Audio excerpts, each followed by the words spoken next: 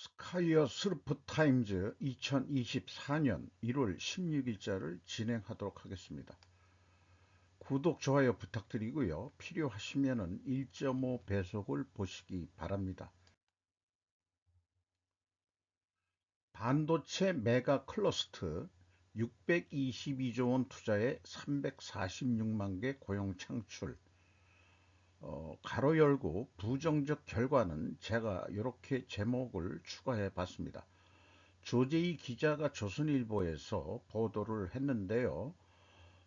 경기도 일원에 반도체 메가 클러스터로 해서 수원, 판교, 기흥, 화성, 이천, 평택, 안성, 용인 이런 쪽으로 그 47년까지 622조를 투자해 가지고 뭐 정부가 투자하겠다는 얘기 아니고 이제 그렇게 이제 그 민간들의 계획이나 뭐 이런 거 또 기반 시설은 뭐 정부가 닦아주겠지만은 그 민생 토론회에서 이렇게 그 윤 대통령이 또 발표도 했다는 거예요.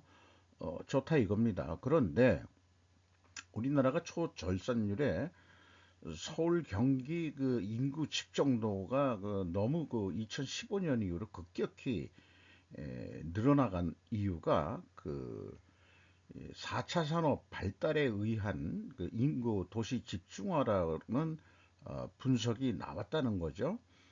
그렇게 되면은 이렇게 되면은 서울 경기 인구 도시 집중화가 더욱 심화될 것이고 그렇게 되면 출산율은 더더욱 떨어질 것이라고 봅니다.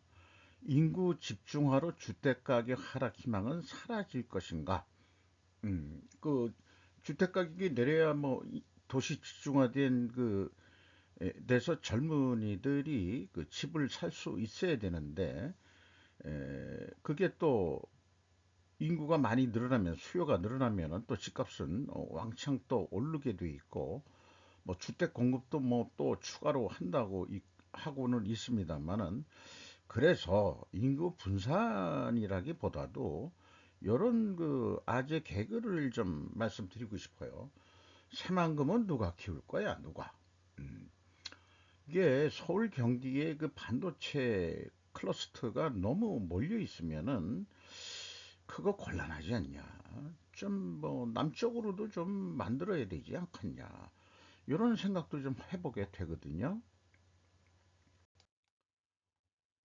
어저께 그 제약이론 경제학에 대해서 소개를 했는데 다시 한번 보니까 AI가 번역한 게 영 마음에 안 들고 이해도 잘 안 돼요. 그래가지고 다시 한번 좀 피력을 봅니다.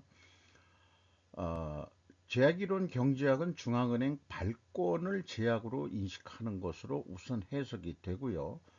금리에 대한 언급은 소개말에는 좀 없습니다.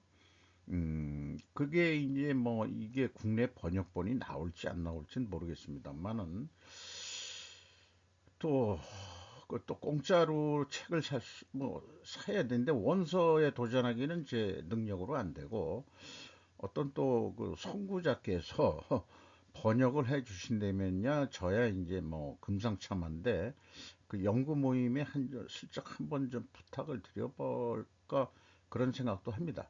어쨌든 처음부터 맥혔던 그 표현 중에서 리얼리티라고 돼 있어요. 그 다음에 이제 프리 프라이스라고 돼 있는데 요거를 다시 번역을 한번 그 네이버 파파고로 좀 시켜 보니까 참되고 자유로운 가격은 시장이 작동해야 할 유일한 지표입니다 하면은 좀 이게 말이 좀 될 것 같아요.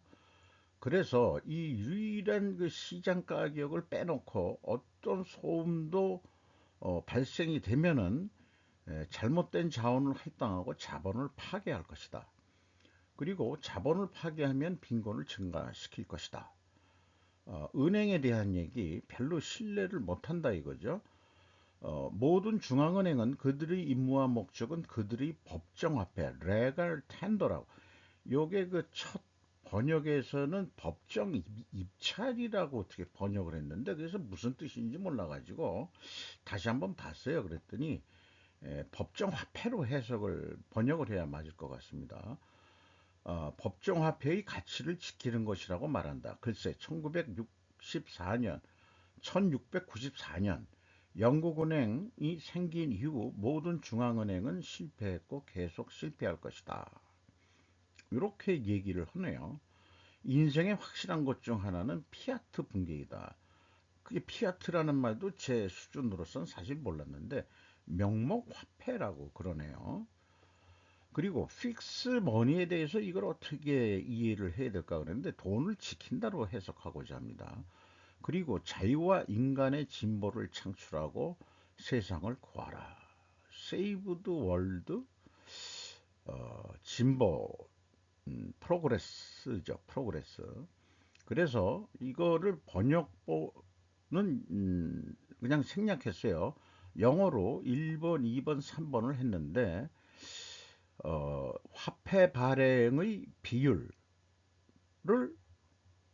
어떤 비율로 결정할지 결정해라. 이렇게 얘기할 수 있는 거고 또 속도라는 것으로도 해석이 될 것 같아요. 그 다음에 이제 시중에 그 돈을 이게 끌어들이기 줄일 때 그런 이 줄이는 그 비율도 결정해라 이렇게 돼 있고 어, 아니면은 그 화폐 공급을 그냥 내비둬라 이렇게 이제 얘기하는 것 같습니다. 자, 그래서 추가적으로 조금 변경된 생각을 좀 말씀드렸고요. 세계가 미국 달러를 외면하는 이유, 알렉산드로스 만딜라라스 에코노 타임즈에서 보도를 했는데요. 어, 우크라이나 침공으로부터 시작해서 러시아에 대한 달러 동결 뭐 이런 거를 쭉 하면서 그렇기 때문에 중국이나 러시아 등이 이 달러 화폐 아닌 거로 무역을 지금 헐려고 하고 있다는 거죠. 그리고 2023년 3월 처음으로 아랍에미리트 가스 대금을 미국 달러가 아닌 자국 통화로 결제했다고 소개를 하고 그러다 지난 11월 중국과 사우디아라비아가 자국 통화 사용 확대를 이유로 통화 스와프 협정을 또 체결했다는 거 또 소개를 하고 있습니다. 미국이 이제 석유 수출 국가가 됐기 때문에 이제 사우디도 옛날만큼 목소리가 커질 수가 없고 그러니까 중국에다가 파는 거 들에 위안화 받겠다. 이렇게 이제 통화 스와프 협정을 체결을 한 모양이에요. 거기다가 이제 신흥 경제국들 특히 중국이 미국과 서방 파트너들을 계속 앞지르면서 미국 경제가 세계 생산량에서 차지하는 비중이 떨어지고 있다. 이렇게 소개를 하고 있고요. 지난 20년간 세계 경제에서 중국이 차지하는 비중은 8.9%에서 18.5배, 2배 이상 증가한 반면 미국의 구매력 평가 조건 어, PMI라고 보통 얘기하는 것 같은데 미국이 차지하는 비중은 20.1%에서 15.5%로 감소했다. 요 파란 게 브릭스 GDP가 올라가고 있는 거고요. 요 주황색이 그 전 세계 GDP인 것 같습니다. 그러니까 브릭스가 이제 브릭스가 올라가고 있다는 얘기죠. 제3세계 중국, 러시아 포함해가지고 그래서 한편 미국 경제의 세계 GDP 점유율은 하락하고 있으며 현재 정부 지출을 지원하기 위해 더 많은 재무부 지폐와 이 채권을 발행하면서 부채가 새로운 최고치를 기록하고 있다. 이렇게도 소개를 하고 있고 미국 부채는 현재 연간 생산량 123%인 33조 달러를 넘었다. 이렇게도 또 소개를 하면서 달러 약세에 대해서 언급을 하고 있습니다. 미국 재무부의 러시아 자산 동결 이후 중국 유한화 든 브릭스 통화 등 비서방 투자자들에게 도전 통화를 사용하도록 설득하는 것이 더 쉬워질 수 있다. 음, 그리고 미국이 동결된 러시아 자산을 압류하기로 결정하면 이러한 전환이 가속될 것이다. 이렇게 얘기를 하고 있어요. 그래서 어쨌든 미 달러화의 역할은 2차 세계대전 종전 이후 어느 때보다도 제한적일 것이 거의 확실시되고 있습니다. 또 컨버세이션에 그 기고한 거를 또 이 에코노 타임즈가 또 인용 보도를 한 것 같습니다. 어, 이 재무부 장관의 이름이 뭐였는지 잠깐 까먹었네요. 그래서 이 보면은 일본은 1985년 프라자 합의로 환율로 제압을 했고 중국이 그렇게 지금 세계 경제의 패권을 거의 잡고 있는데 현재 중국은 금리와 리쇼링으로 중국을 내려앉히는 그런 작업 중이죠. 그래서 이 미국 달러화를 지키기 위해서가 아니고 미국이 패권, 달러 패권이든 어떤 패권이든 그걸 지키기 위한 행동들이 미중 대립으로 나온 거 아니겠습니까? 그래서 한번 그 자료를 제가 가지고 있던 자료를 소개하면은 1990년대의 경제적 패권은 미국이 가장 컸습니다. 30년 전이죠. 일본이 요게 좀 작게 그려졌는데 어, 이렇게 그 작아지면서도 85년에 프라자 합의로 앵고로 이제 30년 잃어버린 30년 할 때 한 5년 지나고 나서 일본의 크기가 요렇다 이래요. 그래서 미국 1990년대 미국하고 우리 거래는 여기 한국이 여기 있습니다. 아, 직거래 이게 프라이머리 트레이딩 파트너니까 이렇게 돼 있었고 그 다음에 서구 쪽에서 그 독일, 요게 프랑스인가? 그럴 프랑스겠죠? 이런 색깔, 저기 유럽 국기들은 잘 모르겠어요. 영국. 그러니까 이 1990년대만 하더라도 독일이 세계 2위, 3위, 일본이 3위로 밀리게 되고 또 영국도 어느 정도 컸고 그 다음에 프랑스도 좀 크고 이렇게 좀 되는 것 같습니다. 여기가 어디냐? 러시아, USSR. 이때는 그 소련이었나요? 소련이었죠? 소련이었나? 이렇게 이제 돼 있었고 중국의 크기는 요만했어요. 그래가지고 그 거래하는 데에도 뭐 한계가 있었습니다. 중국은 북한하고 몽골 뭐 이런데 미얀마, 쿠바, 남아공 이런데 하고만 해 있었죠. 그 개혁 개방하기 전까지의 수준은 이 정도였는데 이 30년이 지난 지금 현재로 보면은 중국이 제일 크죠. 그리고 그 직거래하는 프라이머리 트레이딩 파트너들이 이렇게 많습니다.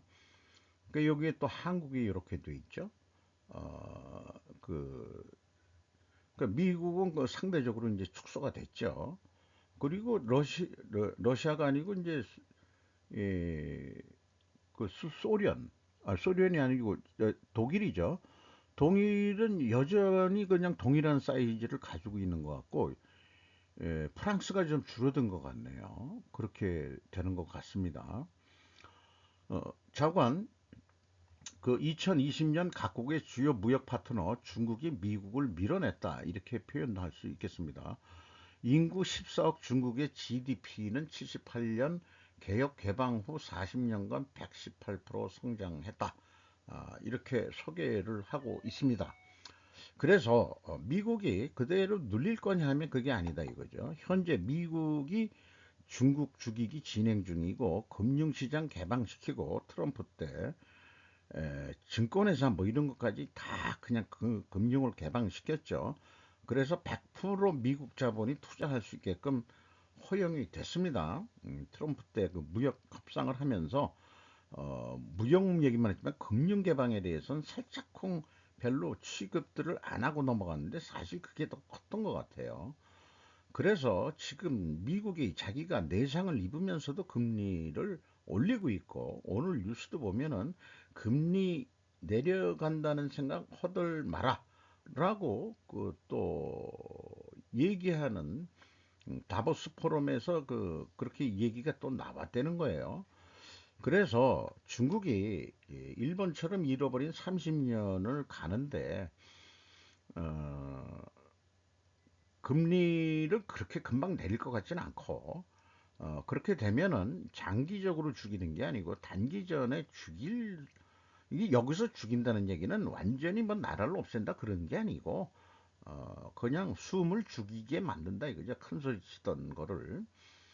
그래서 다시 미국이 중국만한 사이즈로 커지고 여기는 주로 이렇게 역전이 될 때까지 아마 이 작업은 계속해 갈 거라고 저는 그렇게 믿습니다. 그래서 우리 그 트럼프 아자씨가 그래서 기대가 되는 거예요. 아이오와와 첫 경선 압도적 승리, 이변은 없었다 해서 이민석 특파원이 조선일보에서 보도했습니다. 향후 경선에서 대세론 확대될 듯 트럼프, 아이오와 감사 모두 사랑한다 글 올렸다. 2016년에 이 첫 대선 도전 당시 아이오와주에서는 패배했었는데 이 패배했던 주에서 이 트럼프가 아, 후보로 당선이 됐다 이거예요. 그 자관이 지금 2023년 초부터 이제 이 대선 후보 또 이 경쟁이 이렇게 가는데 중간애들 다 그냥 포기하고 그냥 혼자 그냥 확정 그냥 될 것 같은 기분도 있고 그렇습니다만은 두고 봐야죠. 민주당은 그냥 바이든이 그냥 계속 허갔다는 의지가 있으면 바이든이 이제 또 후보가 되는 거고요. 다시 한번 이제 붙게 되는 그런 일이 일어날 것 같습니다. 그래서 트럼프가 만약에 대통령이 된다면은 중국 죽이기를 더 할 것 같고, 현대 비즈니스 아사카 유타카라는 그 경제 평론가가 중국 경제 실질 5.2% 성장의 대거짓말, 인플레이션에 시달리는 세계 경제와 격절된 디플레이션 괴 현상을 어떻게 설명할 것이냐? 음, 그러니까 이제 통계를 거짓말하고 있다 이게 거짓 통계. 문재인 정부처럼 중국 공산당은 전에부터라도 문재인 정부도 중국 공산당한테 그걸 다들 배워온 모양이죠. 통계 조작을 하고 허위 보고를 하고 그따시들로 하니까 그 국민들한테 신뢰를 잃으면은 그 끝나는 거죠. 그래서 2024년 중국 경제에 대해서 어, 좀 쭉 소개를 하고 있습니다. 빨간 글씨만 보면은 블룸버그는 중국 소매 브랜드에서 가격 전쟁, 즉 치열한 가격 인하 경쟁이 발발했음을 전했다고 소개를 하고 있고 소득도 소비도 순조롭게 늘고 있는 경제가 아님이 불명하다라고 어, 음, 표현했습니다. 그리고 공무원 급료가 지급되지 않는다는 내용까지 얘기를 했습니다. 지방 정부는 오랫동안 토지 이용권 매각 의혹으로 누명을 쓰고 조이 많은 수입을 거둬왔지만 부동산 거품 붕괴로 토지 이용권 매각 이익 수입을 기대할 수 없게 됨으로 인해 가지고 현재 공무원 필요 없는 자리를 없애라는 것은 어떻게 보면 당연히 해야 할 개혁이라고 할 수 있다. 부시장이 뭐 50명이나 된다는 그런 것도 소개하면서 자관 공산당원이 되면은 그냥 가만히 앉아서 국민의 세금으로 꽃감 빼먹듯이 그런 식으로 살았던 애들 지금 한국 노조들이나 민주당 애들이 그런 작업들을 하려고 그러죠. 공산당 따라하기. 어, 더 이렇게 중국처럼 당해봐야 그럼 지들도 같이 죽는 건데 공무원 월급이 깎이고 심지어 못 받는 일도 잦아지고 있다라고 소개를 하고 있고요. 산동성 그다음에 제2인민 의원에서 8개월치 월급 밀렸다고 그러고 시가 행진이 버려졌고 또 한방 전문병원에서도 그렇겠고 어, 텐진 국영 노선버스 회사들이 월급을 6개월 주지 않고 있고 또 회사가 의료보험료를 내지 않아 바람에 운전자들이 의료보험 적용을 받지도 못하고 있다. 이렇게 얘기하면서 중국이 원래 해안 도시들이 경제가 발전했죠. 그런데 거기 부유한 지역조차도 상하이시조차 급여 삭감에 나서고 있다고 그러고 상하이 과장급 공무원의 연간 월급은 이미 15만 위안 300만 엔 인하가 됐다 이렇게 얘기를 하고 있습니다.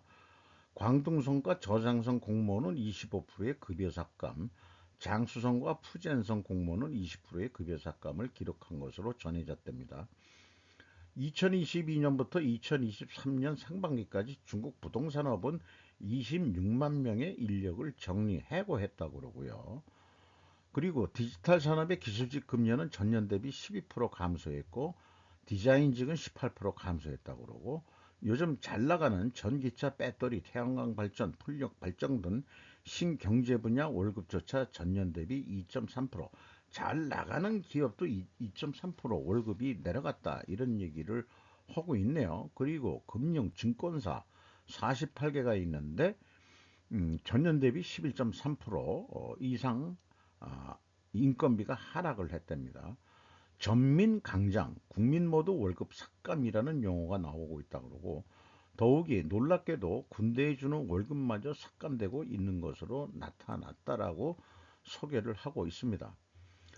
그래서 오히려 중국은 이제 체제의 위기와도 직결될 수 있는 움직임이 되기 시작한 것이다라고 이 기고자는 얘기하지만은 아닐 것 같다 이게요. 그 체제 위기가 아니고 시진핑의 공동부유는 실질적으로 있는 놈들 돈 뺏어가지고 공동 빈곤으로 어, 권력을 계속 죽을 때까지 유지하려는 게 목적이다. 중국 인민이 어떻게 되든지 말든지 간에 자기가 중국을 모태통처럼 위대한 지도자로서 살아남을 거다.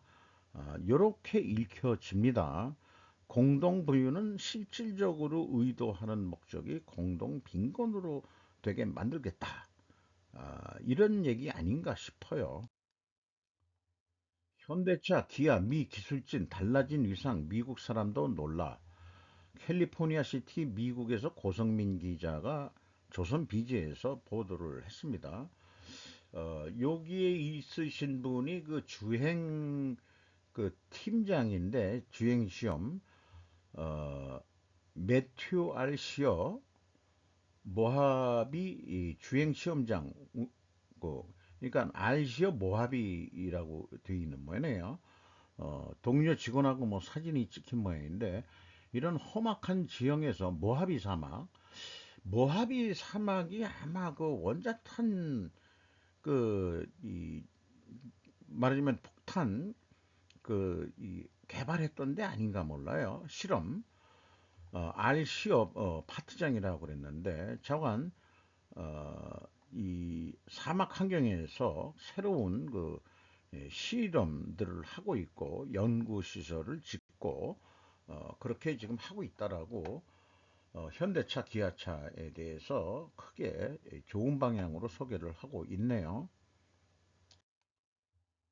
북한 지도자 헌법에 한국을 적대 일국으로 규정할 것 촉구. 코리아 헤럴드 뉴스입니다. 북한 지도자 김정은은 남한을 제1의 적대국으로 규정하고 전쟁이 발발할 경우 남한 영토를 완전 점령하겠다는 약속을 성취하기 위해 헌법을 개정할 것을 요구했다고 관영 언론이 화요일 보도했다. 이런 얘기예요. 연말에도 뭐 계속 이런 식으로 쭉 얘기를 했고 차관 남한이 이제는 주적이다. 그렇게 얘기하는데 그럼 우리 남한도 북한이 주적이다라고 어, 얘기를 해야죠.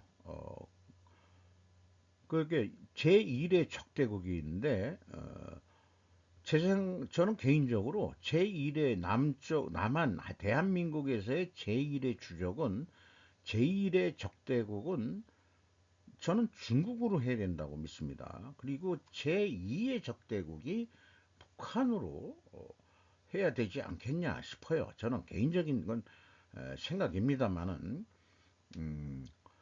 어쨌든 주적이다는 거죠. 북한만이 아니고 중국도. 그리고 근데 이 말 표현이 좀 이상하죠. 이게 이제 일방적으로 무기력 충돌을 시작할 의도는 없지만 전쟁을 피하지는 않을 것이다 하면은 방어는 허갔다. 근데 방어만이 아니고 먼저 전쟁 촉발은 안 하겠지만 전쟁을 하게 된다면 남한을 초토화시키겠다. 뭐 이런 뜻으로 얘기했다는 거죠. 그래서 윤 대통령은 김정은의 적대적 두 국가 규정은 반민족 반역사 집단을 자인한 것이다라고 비하 표현을 했습니다. 뭐 맞대응해가지고 그 이 국무회의에서 강하게 윤 대통령도 발언을 했네요. 어, 우리 국민과 정부는 하나가 되어 북한 정권의 기만절순과 선전선동을 물리쳐 나가야 한다라고 얘기를 했습니다. 자, 겁먹지 말고 자부심을 가지고 어, 북한을 상대해야 되는 것은 맞습니다. 경제적으로 호주는 운이 좋았습니다. 지금 중요한 것은 우리가 다음에 무엇을 할 것인가입니다. 제니 고든 에코노 타임즈에서 그 1월 4일 날 올해 초에 발간된 건데 호주를 우리가 좀 호주 뉴스는 잘 모르지만은 뭐 오커스에 들어갔다 뭐 이런 것만 하지만은 자원 대국이죠. 중국에 많이 팔았죠. 미국의 경제가 흔들리기 시작할 때마다 상품 붐이 일어나 번영을 회복해 왔습니다. 1980년대까지 세계 다른 나라들이 우리를 구해주지 못하고 우리는 10년 동안 개혁을 착수했었다. 이게 뭐냐면 민영화라는 거였대요. 처음에 그 영국 식민지로 있을 때부터 국영이 많았는데 독립을 하면서도 민영화를 많이 해서 그게 경제개혁이 돼 있었다 얘기했었고 처음에 호주가 팔아먹는 거는 이제 양털하고 밀을 전문으로 했는데 나중에는 이제 광물로 크게 전환이 됐다는 얘기죠. 여기에 제일 큰 수요처가 일본이었다 이렇게 얘기를 하고 그게 운이 좋았다. 그 전해인 1972년 영국을 제치고 가장 큰 고객이 되었다. 1957년에 체결된 호주 일본 상업협정에 따라 우리의 광물 수출이 꾸준히 이루어졌다. 그리고 거기다가 대만과 한국이 나중에 일본을 모방해서 석탄, 철광석 및 보크사이트를 구입하여 제조뿐만 아니라 도시를 현대화했다고 소개를 하고 있습니다. 그 다음에 이제 자기네들이 경제 개혁이 있었고, 그 다음에 이제 중국이 이제 나온다 이게요. 자기네들 1980년대 한 10년 동안 민영화 개혁을 했고, 그 다음에 이제 중국 수요가 그냥 빵 터지면서 어, 그 수출이 늘어났지만 중국 경제가 성숙에 따라 자원 수요가 오르고 내리고 할 때마다 호주인들은 허리띠를 졸라매야 한다라고 소개를 하고 있습니다. 여기도 이제 중국 그 의존도를 죽이려고 노력을 하고 있죠. 그래서 표현이 China is a hard act to follow. 중국을 따라가기에는 이게 어려운 우리 행동이다. 아, 이게 어떻게 번역을 해야 될지 몰라서 그냥 원어를 했습니다. 국제통화기금은 세계 성장률 전망치를 하향 조정하고 있다. 지정학적 긴장, 포퓰리즘 및 보호무역주의 정서의 증가, 높은 부채 수준 및 자연재해 및 기후관리 이런 게 2024년에도 악재로 나와 있죠. 그러면은 우리는 이제 어떤 개혁을 다시 호주는 해야 되냐고 묻는 겁니다. 그래서 우리의 옵션은 무엇입니까? 정부 역할을 더 세게 해야 될 거냐? 그런 것은 실행 가능하지도 않고 합리적이지도 않지만 에너지 전환과 의료 부분의 예상 성장은 정부와 민간 부분의 역할 간의 균형을 한번 다시 생각해 보게 만든다. 이렇게 이제 얘기를 하고 있네요. 그리고 최근에 경쟁심사라는 그런 일을 정부가 재무부에서 한다고 해서 경쟁 심사에 대해서 이렇게 그 소개를 하고 있습니다. 어, 그러니까 이제 보호해야 될 산업이라든지 또 경쟁을 자유롭게 할 게 뭔지 등등 다시 한번 호주 정부가 민간과 정부 역할에 대해서 뭔가 좀 재정립을 하려는 그런 의도가 있는 것 같은 내용이 소개됐습니다. 재물포 랜드마크 짓는다더니 중국 판박이 윤웅성 기자가 YTN에서 있는데 어느 게 중국 건지는 모르겠어요. 이건 안 들어봤는데 해당 타워를 포함해 재물포 르네상스 종합계획 용역 사업에 인천시가 사용한 예산은 19억 원이나 지금 넘는다 이렇게 얘기를 하고 있고 재물포 르네상스? 르네상스는 아무데나 갖다 바치면 르네상스 되냐? 통 유리창으로 되어 있는 전망대를 제외하면 사실상 판박이에 가깝다. 인천시와 용역업체는 표준은 아린하면서도 어느 정도 유사성은 인정했다. 인천 시민으로서 창피할 것 같아요. 저거는 중국을 보고 모습을 따라 했구나. 이왕 하는 거면 새로운 것, 남들이 호응할 수 있는 것을 만들었으면 좋겠어요. 라고 그 인터뷰를 한 것을 소개하고 있네요. 이런 걸 봐서 우리나라의 친중 정치인 아새끼들이 얼마나 많은지 인천시장이 이게 민주당이 아니고 국민의힘인가? 난 모르겠는데 유, 그 여당이고 야당이고 전부 다 그 안에 친중 정치인 새끼들이 많아가지고 어, 유정복 인천시장이 시켰겠지. 예, 이렇게 저는 생각을 합니다. 친중의 증거가 이것 하나로도 충분하다. 완전 인천시장은 그 친중 그 매국노다 이렇게 이제 공격을 좀 해야 될 것 같아요. 아예 그냥 그 재물포에도 이 사람아 그러면 차이나타운을 짓겠다 이렇게 발표를 해. 예, 그러면 밀어주려면 또 친중하는 이 선거권자들도 있으니까 뭐 찍어줄지 또 어떻게 아냐? 인천은 이미 차이나타운이 있죠 유명한.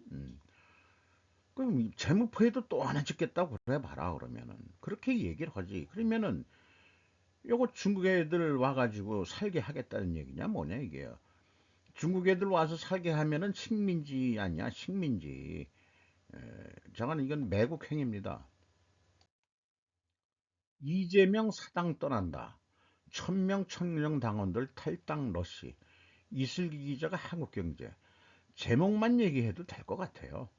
자관 돈봉투 사건 성비위 부패와 비리가 터져도 반성은 없고 의견만 다르면 상대를 그냥 악마시키고 권력을 키우는 팬덤 정치만 남은 민주당은 이제 있을 필요가 없다라고 나가겠다는 얘기인 것 같습니다.